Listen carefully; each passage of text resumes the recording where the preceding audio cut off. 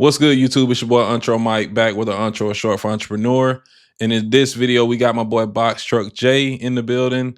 He's going to be going over his journey and getting into the box truck industry and how he went from nothing to 7 figures a year. I really hope you guys enjoy this video. It took us a lot of time to get our schedules together to plan this.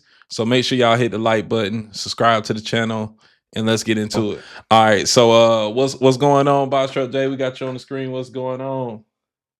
What's going on, Entre Mike? Man, I appreciate you for having me on this platform, man. I see everything that you're doing. You're doing big things, man. You Yeah. gotta keep it up. Gotta keep it up. Yeah. All right, let's get into it for real. Let's get into it for real. So Jay, or AKA Jalen, man, go ahead and give these folks a real, like, authentic background, like where you came from, and like what really got you into trucking. Yeah, so that's the question I feel like everybody wants to know. I haven't really got a chance to really answer that. So I appreciate you having me on here and allowing me to really give my testimony out to the people. For sure. My name is Jalen. People might know me as BoxTruckJay. I started my trucking business when I was 18 years old. I was fresh out of high school. Like many people, I had dreams to go play football, go to the NFL. It fell short. I didn't have the grades in high school. I was supposed to go JUCO. Unfortunately, I graduated in COVID year, so all seasons got canceled for JUCOs. So it didn't work out. I came back home. Couple months in, I started getting unemployment. I applied for unemployment. They gave me about $7,000. Yes, And I just sir. knew I didn't want to just spend it, right? Like I didn't want to just do nothing with it. I didn't want to just go buy clothes and jewelry and do all that. So I had a close friend that actually was in the trucking business, much older than I was at the time, who's been doing it for about 3, 4 years at the time. And Nice. he just took me on a ride along, right? He took me on a ride along with him. So I went with him and he showed me the type of money that you can make in a month. And at the time, I haven't even seen that really in a year. I mean, $7,000 unemployment was the most I've ever received at one time. Yeah. Um, so after just seeing that, I was really, really driven. So I started my own trucking business. Um, I started out doing Amazon at the time back in 2020. You could get Amazon immediately. You Yeah. ain't have to wait. I mean, you got your MC number within the next 3, 4 days. You on Amazon. So I started doing Amazon. It was going good. I ended up meeting a guy at a gas station. He taught me about, who kind of gave me a little rundown about OTR. I'm like, what Yeah. is OTR? Like, like what is OTR? I have no idea what that is. I only know Amazon. My Yeah. mentor, my close friend, he ain't really teach me about no OTR. And I was the same way, Um, bro. Like I was the same way when getting into the industry around late 2020. The only guy, shout out to Demetrius B, man, the box truck prince, who really, sparked the whole COVID run. He only knew Amazon Relay for the most part. Not saying he didn't have the outside knowledge to do OTR, it's just what he knew and what he did really good at and went viral off of. So I like that you actually had the mindset to think, okay, these box trucks, although they're meant to be LTL freight carriers, within state lines in a small radius, you can take them over the road and make pretty good money, man. You can make pretty good money. Absolutely. So I met a guy at a gas station who taught me about OTR. Like I said, at the time, I had no idea what it was. I didn't know how to do it. He introduced me to a dispatcher. The dispatcher burnt me. At that point, I was in a different game that I saw the possibilities of, but I still wasn't exactly sure on what exactly is going on with the OTR world. So I got started with DAT load board, and I just started teaching myself how to dispatch. Right, I knew from the Nice. gate I already had a bad experience trusting a dispatcher, so I was thrown off of that route. So I just knew I was like, if I'm going over the road, I got to figure out how to dispatch. Um, Now, can I ask you a question too? yeah. Why DAT1? Like, it's going to be a lot of guys who ask why DAT load board. Would you say when you're consulting somebody that this is basically the best for box trucks? I mean, I know, but for the new viewer watching, like, Yes. what's the process of booking a load? You know what I mean? Yes, I would definitely say DAT is the best load board. Um, it was honestly just the first one that I picked, right? Usually when starting off, it's so many load boards. When you look up load board on the App Store, you kind of just pick one. Yeah, At the time, I think, DAT just had the most reviews, it had the most likes, it had the most people on their platform. that's And a so fair as I point. got on there and I started, dealing with brokers, I just started to, be proactive and start asking them the question, hey, what other load boards do you guys post to? What load board do you post to the most? Is it worth having multiple load boards, or do you think you post everything on DAT that you post everywhere else? So I really just got into the process of just keep continuing to ask that question, you know? And Yeah, from there, it made me realize, okay, well, I don't need to spend $100, $200 on other freight boards when everybody's posting on this one. yeah, that's a good point. Everybody's wondering, right? Why start in the LTL center? Why not, if you're 18, 19, fresh out of college, or fresh out of high school, why not just go get your CDL? You know what I mean? Why go the route of becoming an owner operator and having all of that risk on you instead of driving for a company? Um, well, a couple things. I had a really bad driving record.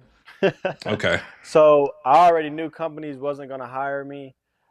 And I didn't really know anything about trucking outside of non-CDL box trucks because that's all I was taught about in that short time that I spent with that close friend of mine. All Yeah. he knew was non-CDL box trucks.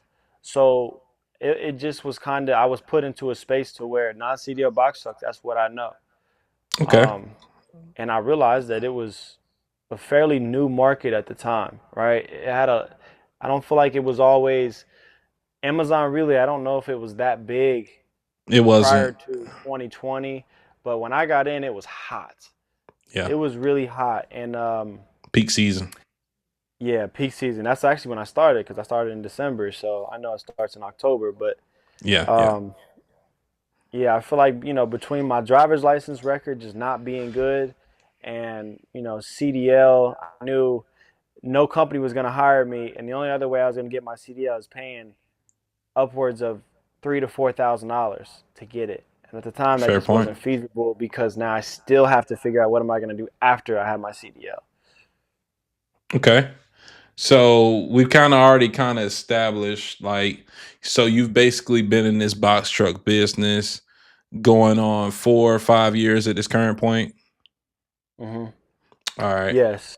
And how many trucks do you have? Just a preference, because if we're saying you're doing seven figures in a year or seven figures, projected year to date, like how many trucks is it taking you to hit those type of numbers? And if you don't mind me asking, like, what's your gross revenue going to be looking like either in the past 365 or as far as like year to date? Like, how many trucks is it taking you to hit those type of numbers? And if you don't mind me asking, like, what's your gross revenue going to be looking like either in the past 365 or as far as like year to date?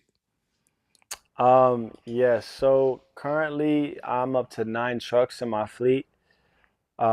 Gross revenue this year, we're going to be looking at around 1.8 to 1.9 million. Sheesh. Um, yeah, this was a largely growing year for us, so extremely, extremely excited about that. Um, and the Congratulations, goal is man. to just thank you, thank you.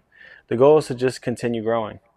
And I know you were still kind of diving into your personal story before, like how much you make is kind of irrelevant to your startup. So like, what was your first year and a half like, the hurdles you hit?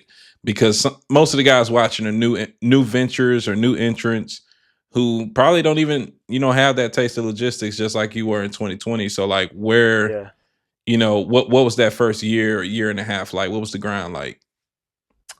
man, that first year and a half was tough. It honestly taught me a whole lot. It taught me not to grow too fast. You know, Okay. I tried to grow a rental fleet of 5 box trucks with weekly payments, unreliable drivers, with also no knowledge of. I didn't understand that there was low clearance bridges on the East Coast. I didn't understand that there were bridges that could take off the roof of a vehicle. I didn't know Yeah. that. All I knew was you obviously can't bring these big trucks in parking garages. Yeah, I didn't that's know that true. there was bridges that we couldn't fit under. So that was eye opening. I mean, I think in the first year we took off four trucks, or four roofs Whew, of the trucks. tough. Um, so that wasn't good. At the time, every truck is a $1,500 deductible. Yeah. Um, times four, that's a pretty penny. And outside of that, like I didn't have any idea about weigh stations or ELDs. I didn't know about all of that stuff. So I had drivers getting pulled over, no ELDs in the truck. We're going into weigh stations. We might be a little bit overweight. I wasn't too sure about how much weight we could or could not scale. So Yeah. um, the one thing that I quickly realized, being in business my first year and a half, is knowing the business that you are in is so important. Like I knew the money that the business could make, but I didn't really know the business that I was in fully. Yeah.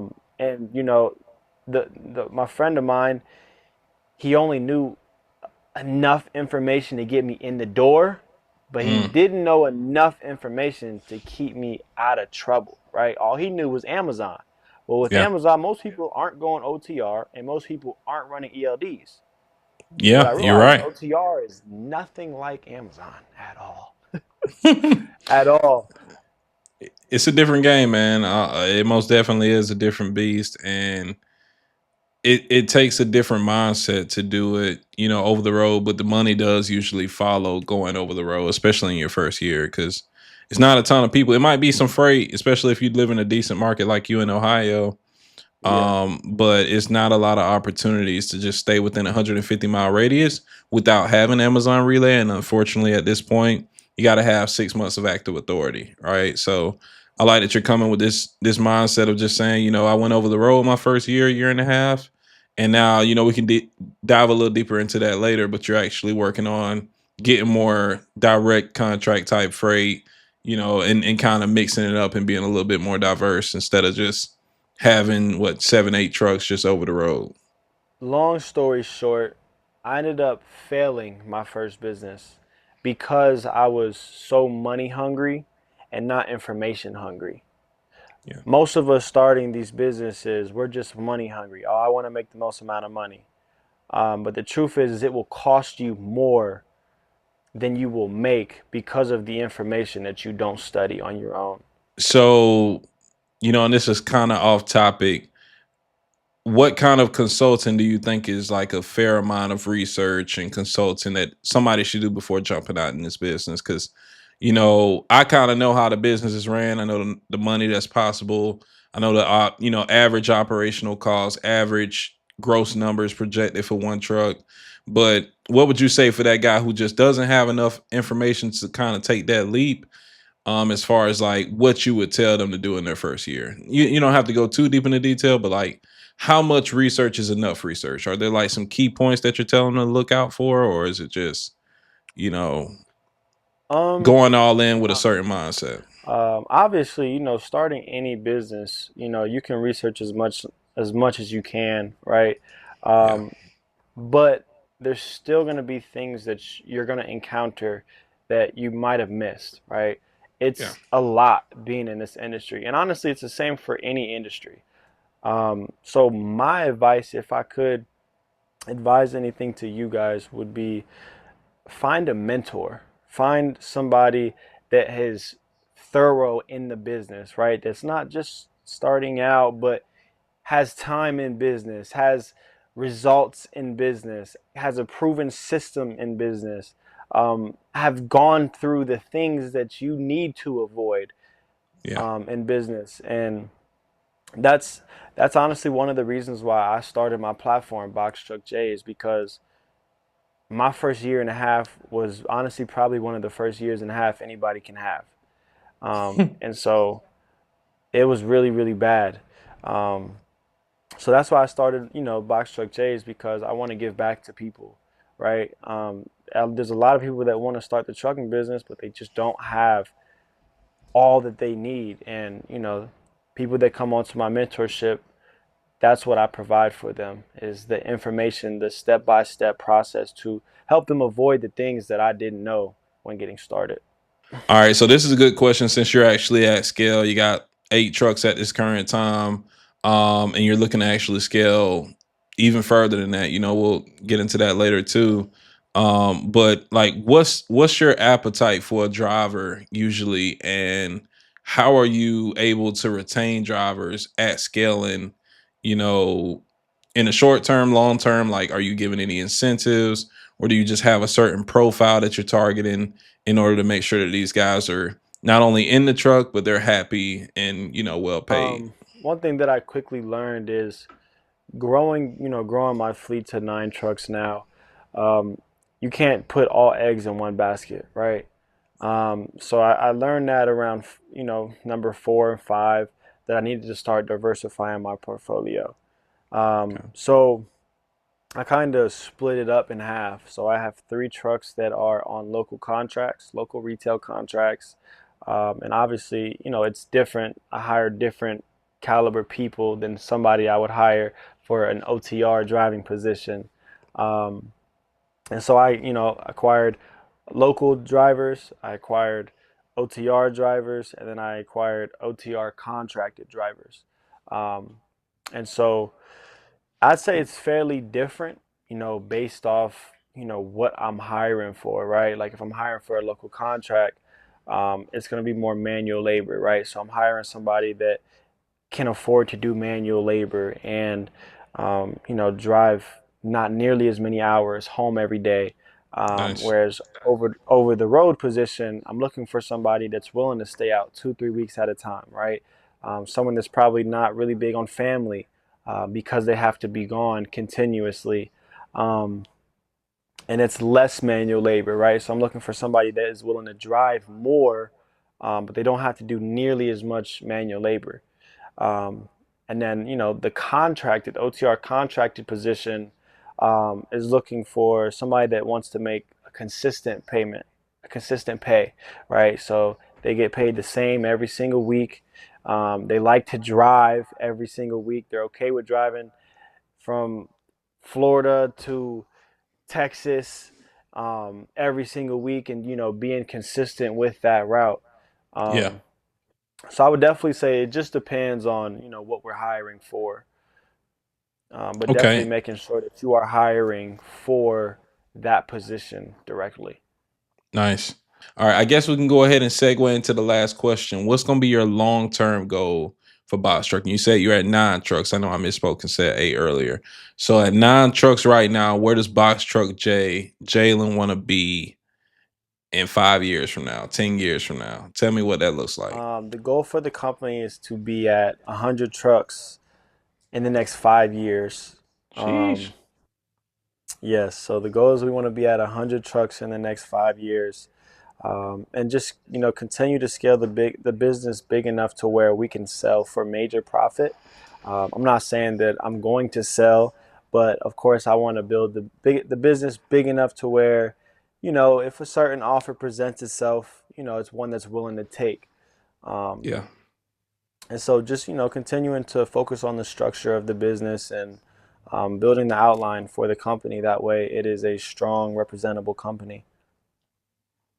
That's a different approach. A lot of guys look at starting this business just as like a career path, but you're taking like an actual like business standpoint of saying, I'm going to build this business like a baby, build it up to a full fledged, scalable, autonomous type business, and just kind of sell it to somebody who wants something passive. So that's different, man. Yeah, Absolutely. that's hey. All I gotta say is good luck on your goal because it's gonna be a tough one. Not necessarily just in this market. You could be in a thriving market. It's just having to retain drivers, have them trained correctly to keep those CSA scores up to date, keeping those insurance premiums down, scaling at a good rate, but not scaling too fast. That's going to be an interesting test for you, especially being as young as you are, man. Like the sky's the limit. So as from one previous owner operator to another, man, I just want to say good luck and I appreciate your time. Absolutely, boss. I appreciate you for having me. Thank you, Entre Mike. Yes, sir. Anything you want to say to that guy who just may be struggling to make that decision to jump into this business, or they may not have the right coach or the right mentor? You got any like words of wisdom for them? Absolutely. First and foremost, my free takers. Um, guys that might not want to invest in a mentorship, or you've been let down in the past, and that's not something that you feel like you're comfortable doing. Um, Invest in the resources that you have available to you, right? And it doesn't always have to be monetarily. You have YouTube, guys giving a lot of game on YouTube. There's other social media, right? There's TikTok, there's Instagram, there's Safari. So there's a lot of information for you to get started. And just the biggest thing is just take action, right? When you want to go do it, just go do it. All right, y'all. That's a wrap for Box Truck Jay and me in this video. If you guys enjoy the collab videos where I reach out to other influencers and creators to just kind of make this channel a little bit more spicy and bring more background than just mine, make sure you guys drop a like, drop a comment on maybe who you want to see next, right? And I'm pretty sure this won't be me and Box Truck Jay's only video. We'll probably do something in the future. But until then, I enjoy Absolutely. you guys for tapping in. Jay, like I said, I appreciate you, for tapping in. And I'll see you guys next time. Peace.